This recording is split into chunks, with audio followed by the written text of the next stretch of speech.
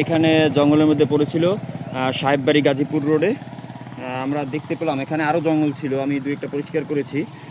এখন দেখি স্থানীয় লোকজনের সাহায্য নিয়ে এই রোড সাইনটাকে আমরা ঠিক করতে পারি কিনা বা এটা পুনঃস্থাপন করা যায় কিনা। প্রায় 8 মাস থেকে 1 বছরের মতো হবে, 8-9 মাস হবে এরকম ব্যবস্থা করে আছে। চিহ্ন আছিল যে রাস্তা পাকা আছিল, অনেক দিন আছিল, এটা পড়ছে মনে হয় 1-1.5 মাসের বেশি হয়েছে। তাইলে আপনার এলাকার লোকেরা এটা তো আপনাদেরই দরকার, আপনারা পারতেন না এটা সোজা করে দিতে? কেউ দেয় না ভাই, কে থাকে এটা দেয় কোন?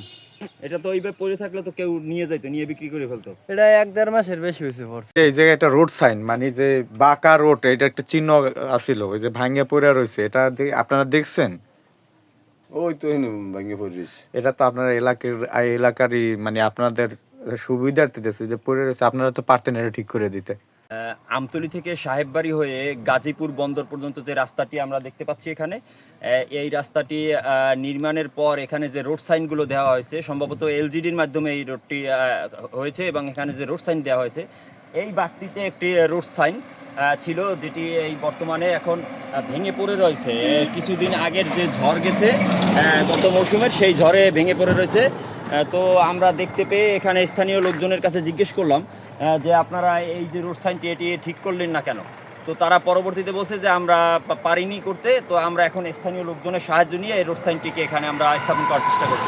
আমরা চাই পেশাগতভাবে সবসময় মানুষের পাশে থাকতে, যেহেতু আমাদের চোখে এটা পড়ছে, এখন আমরা এটা ঠিক করব এখানে সাময়িকভাবে ঠিক করতে, যাতে কর্তৃপক্ষ পরবর্তীতে এটা ঠিকভাবে তারা স্থাপন করে দেয়। এই যে একটা রোড সাইন যেটার মাধ্যমে দিক নির্ধারণ হয়, অপরিচিত অনেক মানুষ আছে আপনাদের এখানে দীর্ঘদিন নাকি এটা ভাঙে পড়ে রয়েছে, গত বছরের শেষের ঝড়ে পড়ে রয়েছে ভাঙে। তো এটার বিষয়ে আপনারা তো সচেতন লোক হিসাবে এটা ঠিক করার উচিত ছিল। তাই এটা আসলে যে এইটার ব্যবহারই অনেক সময় অনেকে বোঝে না। এটা যে একটা চিহ্ন, বাঁকা চিহ্ন হোক বা এটার জেব্রা ক্রসিং, এই রোডের যে ব্যবহারটা এই অটো পথচারী করে এটা বোঝে না। আর বিশেষ করে এই যে ঝোপঝাড় যে আছে, এই ঝোপঝাড়গুলো পরিষ্কার করার দরকার। এগুলো কখনোই পরিষ্কার হয় না। এলাকার সচেতন লোক তো এগুলো, আম পাবলিক যারা, এরা তো এটা বোঝে না। আর যারা দায়িত্বশীল আছে তারা তো দায়িত্ব এড়াই যায়। গাজীকের ওই যে এখানে একটা বড় ধরনের অনুষ্ঠান হয়, সেই অনুষ্ঠান থেকে ভোর রাত্রে ওই যে মোটরসাইকেল যোগে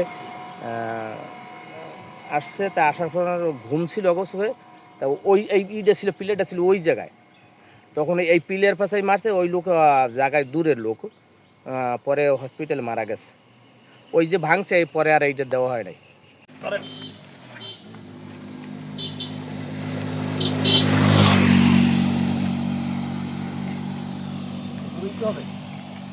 হ্যাঁ,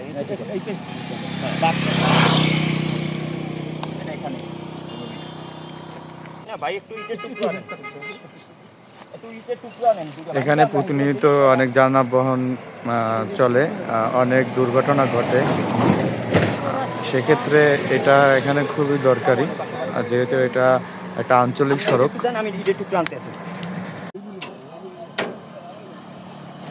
আমরা একটু সচেতন হলেই, আমরা যদি একটু দেখাশোনা করি তাহলেই পরিবর্তন হতে পারে আমাদের দেশ। আমরা এইমাত্র এখানে আইসা দেখলাম, যে কোনো কারণে যে আমরা বাইক রাখছিলাম, তো এই মুহূর্তে দেখলাম এটা শুয়েছিল। তো এখন আমাদের সবার উদ্যোগে এখন এটা আগের মতোই স্বাভাবিক আছে।